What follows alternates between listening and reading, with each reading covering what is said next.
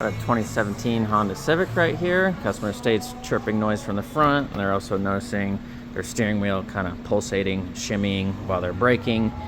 This car was in a collision recently and was repaired at some shop. You can see got a new quick strut assembly in here. It looks like a painted knuckle right here. I'm not sure if that's aftermarket or what, but that's definitely been replaced.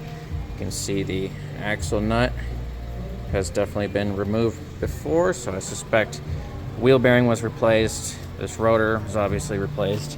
The other rotor on this side has not been replaced, it was just resurfaced, whereas this one was replaced. And then we got a new lower arm and a new aftermarket ball joint here. So anyways, I did verify that chirp noise. I did feel the steering wheel shimmy.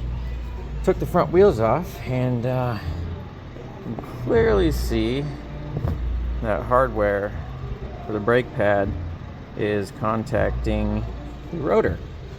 And here's the kicker. Turn this rotor. Now we got a fat gap right there. If I can get a good angle on this dangle, you can see one spot contacts and then it moves away.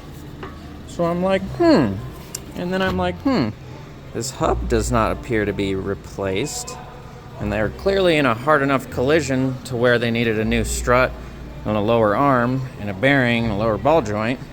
So whenever there's a big collision like that, where you suspect the wheel bearing's damaged, you definitely want to replace the hub.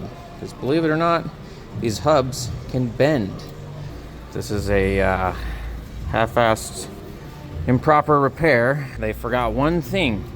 They were already in here replacing the bearing, and they knew that it was in a collision, and they chose not to replace the hub. Once you separate the hub from the knuckle, it actually separates the bearing, and you can't press the bearing back together. You can try, but it'll likely cause issues. So we always replace the bearing with this style of hub and bearing.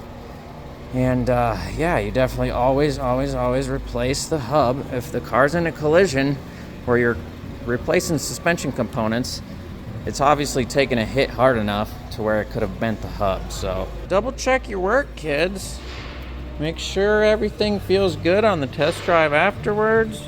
You might just find one of your fuck-ups before you ship the car.